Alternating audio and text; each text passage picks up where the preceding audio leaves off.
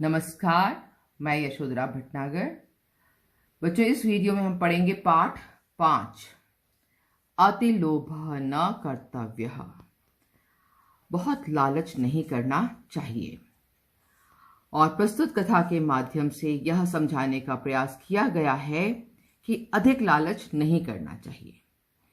अधिक पाने की इच्छा मन में होनी चाहिए। उस इच्छा को पूरा करने का प्रयत्न किया जाना चाहिए, परंतु इच्छा को लालच बनाकर उस लालच पूर्ति के लिए गलत कार्य नहीं करना चाहिए। लालच का फल सदैव बुरा होता है। चलिए पहले देखते हैं हम शब्द। अब देखिए कुछ ध्यान रखने योग्य बातें।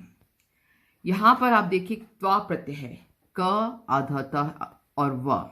क भी आधा है, आधा और व, त्वा प्रत्यय। अब इसका प्रयोग जब होता है, इसमें आप देखेंगे कि त्व शेष रहता है और इसका अर्थ होता है करके। एक क्रिया की समाप्ति होती है और दूसरी क्रिया का आरंभ होता है। देखिए, पठ प्लस त्वा प्रत्यय पठित्वा, पढ़ करके। गम प्लस त्वा प्रत्यय गत्वा, जाकर। ज्ञा प्लस त्वा प्रत्यय ज्ञात्वा, जानकर। क्री प्लस त्वा प्रत्यय कृत्वा, करके। नी प्लस त्वा प्रत्यय नीत्वा, लेकर। तो ये जो त्वा प्रत्यय है, ये जब धातु के साथ लग जाता है तो यह इस बात का सूचक होता है कि एक क्रिया पूर्ण हो गई है और उसके साथ अब दूसरी क्रिया आरंभ होने जा रही है। जैसे अहम पठित्वा खेलिष्यामि, मैं पढ़ करके खेलूंगा। तो एक क्रिया की समाप्ति हुई, पढ़ने की क्रिया समाप्त हो गई, खेलिष्यामि खेलूंगा।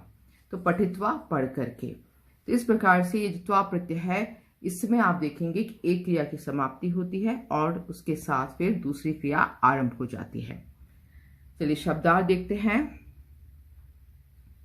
कस्मिंश्चित् ग्रामे, किसी गांव में। कृषकः किसान। प्रचंडातप कारणात्, तेज गर्मी से। क्षेत्राणि खेत, शुष्कानि सूख गए। गृहात् घर से। शयानः आसीत्, सोया हुआ था। नूनाम निश्चय ही, एक पात्रे एक बर्तन में। नीत्वा लेकर। भविष्यति होगी। क्षमस्व क्षमा करो। तव तुम्हारा। एतत् यह। प्रत्यागच्छत लौट आया। सर्पस्य सांप के।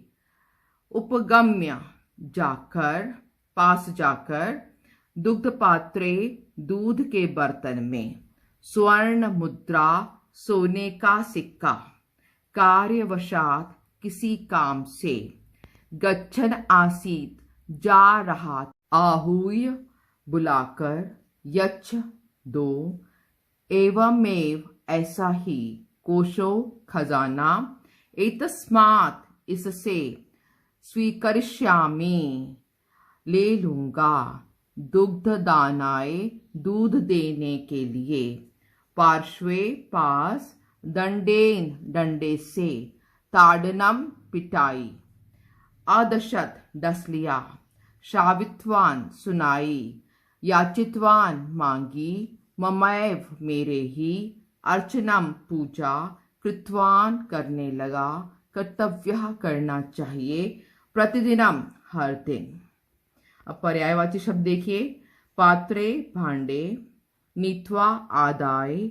सर्पस्य भुजंगस्य। उपगम्य समीपम गत्वा। दुग्ध पात्रे क्षीर भाजने। यच्छ देहि। कोशो निधे। पार्श्वे समीपे। अदशत दष्टवान। याचितवान अयाचत। अर्चनम पूजनम। कृत्वान अकरोत्। कर्तव्यः करणीयः। अब यहाँ पर संधि विच्छेद, जो पाठ में पद आए उनका संधि विच्छेद दिया गया है। प्रत्यागच्छत, प्रति प्लस आगच्छत। सहसेव, सहसा प्लस एव। कोशो वर्तते, कोशः प्लस वर्तते। प्रसन्नो अभवत्, प्रसन्नः प्लस अभवत्। ममैव, मम प्लस एव। ठीक है, तो ये हो गए बच्चों पाठ में ऐसे पद जिनकी संधि विच्छेद करके यहाँ पर बताया हुआ है। अब पाठ में प्रयुक्त अव्यय पद। एकदा एक बार, एव ही अधुना अब तू तो पार्श्वे पास नूनम निश्चय ही नित्यम हर दिन यत् के अत्र यहाँ यदा जब अद्य यावत आज तक सहसेव अचानक ही वही बाहर तदा तब अतः इसलिए न नहीं तदा तब तदंतरम उसके बाद। अब नवीन धातुएं जो आपके इस पाठ में आई हैं, वस वस धातु इसका अर्थ होता है रहना, रब धातु आरंभ करना या प्रारंभ करना, दृश्य देखना, क्री करना, क्षम क्षमा करना, चिंत सोचना, अस होना, श्रावय सुनाना, गम जाना, दा देना, भू होना, याच मांगना, या जानना, वद बोलना। बच्चों अब हम देखते हैं पाठ का अनुवाद। कस्मिंश्चित् ग्रामे एकः कृषकः निवसति स्म। किसी गांव में एक कृषक रहता था। प्रचंड आतप कारणात् तस्य सर्वाणि क्षेत्राणि शुष्कानि अभवन्। बहुत गर्मी के कारण उसके सारे खेत शुष्क हो गए अर्थात सूख गए। एकदा सः गृहात् बहिः क्षेत्रे एव शय्यान् आसीत्। एक बार वह घर से बाहर खेत में ही, क्षेत्रे खेत में, एव ही एक बार वह घर से बाहर खेत में ही सो रहा था। तदा सः पश्यति, अरे अत्र तु सर्पः अस्ति निश्चयेन अहं न जानामि। तब उसने देखा, अरे यहाँ तो सर्प है, निश्चय ही मैं नहीं जानता हूँ। अद्य यावत् अहं प्रतिदिनम् एतस्य सर्पस्य पूजनं करिष्यामि। आज से मैं प्रतिदिन इस सर्प की पूजा करूंगा। एतस्मात् कारणात् एव नूनम वर्षा भविष्यति। इस कारण से ही निश्चय ही वर्षा होगी। अग्रिमे दिवसे सः पात्रे दुग्धं नीत्वा बिलस्य समीपं गत्वा अवदत्, भो नागराज, भो भगवान् क्षमस्व, अहं नित्यं त्वं पूजनं करिष्यामि। अगले दिन ही वह पात्र में दूध लेकर बिल के समीप गया, बोला, हे नागराज, हे भगवान क्षमा कीजिए, अहम नित्यम तव पूजनम करिष्यामि। मैं नित्य तुम्हारी पूजा करूंगा। एतत् कृत्वा सः कृषकः स्वगृहं प्रत्यागच्छत्। ऐसा करके वह किसान अपने घर लौट गया। प्रातः काले सर्पस्य बिलम् उपगम्य सः पश्यति यत् दुग्धपात्रे एका स्वर्णमुद्रा अस्ति। प्रातः काल सर्प के बिल के पास जाकर उसने देखा कि दुग्ध पात्र में एक स्वर्ण मुद्रा है। दूध के बर्तन में क्या है? एक स्वर्ण मुद्रा है। कृषकः प्रसन्नो अभवत्। किसान प्रसन्न हुआ। एकदा कृषकः कार्यवशात् ग्रामात् बहिः गच्छन् आसीत्। एक बार किसान कार्य के कारण गांव से बाहर, ग्रामात् बहिः, गांव से बाहर। बच्चों, जब भी बहिः शब्द आता है उसके साथ ग्रामात् अर्थात पंचमी विभक्ति आती है। यहाँ पर आप देख रहे हैं ग्रामात्, ये पंचमी विभक्ति है। पंचमी विभक्ति का प्रयोग होता है बहिः के साथ में। तो एक बार किसान कार्य के वश से अर्थात कार्य के कारण गांव से बाहर गया था।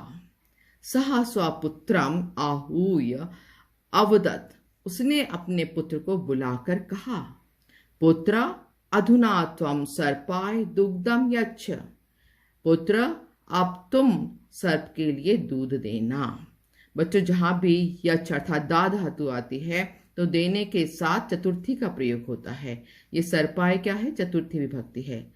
जिसको हम देते हैं उसे हम चतुर्थी में रखते हैं। तो पुत्र अधुना त्वं, अब तुम सर्प के लिए दूध देना। पुत्रः एवमेव अकरोत्। पुत्र ने ऐसा ही किया। प्रातः काले सः दुग्ध भांडे स्वर्ण मुद्राम दृष्ट्वा अचिंतयात्।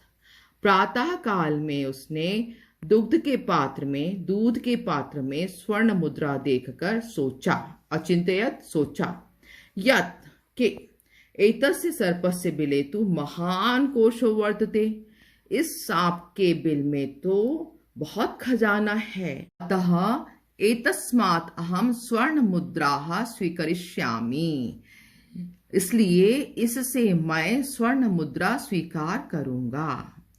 अग्रिमे दिवसे यदा सः दुग्धदानाय सर्पस्य पार्श्वे आगच्छत्, अगले दिन जब वह दुग्ध देने के लिए सांप के पास आया, तदा सहसैव सः दंडेन सर्पस्य ताड़नम प्रारभत, अगले दिन जब वह दूध देने के लिए सांप के पास आया, तब सहसा ही अचानक ही उसने डंडे से सांप को मारना प्रारंभ कर दिया।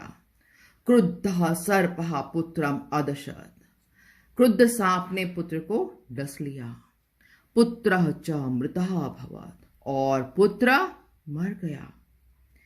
सर्वं वृतांतम ज्ञात्वा कृषकः क्रुद्धः अभवत्, सारी घटना जान करके, ज्ञात्वा यहां देखिए आप कृत्वा प्रत्यय है, ज्ञात्वा है ना, सारा वृतांत जान करके कृषक क्रुद्ध हुआ, परंतु सर्पा तम सर्वाम घटनाम श्रावितवान, किंतु सर्प ने उसको सारी घटना सुनाई। तदा कृषकः सर्पम क्षमाम याचितवान, तब किसान ने सर्प से क्षमा मांगी।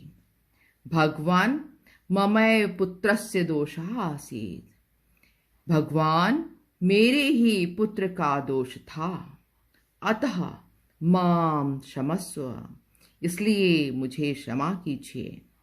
तदनंतरम सह प्रतिदिनम एव सर्पस्य अर्चनम कृतवान, उसके बाद से सह उसने प्रतिदिन ही सांप की पूजा की। अतः उच्यते अतिलोभः न कर्तव्यः, इसलिए कहा गया है अधिक लालच नहीं करना चाहिए। क्या कहा गया है कि अतिलोभः न कर्तव्यः, अधिक लालच नहीं करना चाहिए। तो बच्चों यह था हमारा पाठ अतिलोभः न कर्तव्यः। आशा आपको समझ में आ गया होगा। धन्यवाद बच्चों।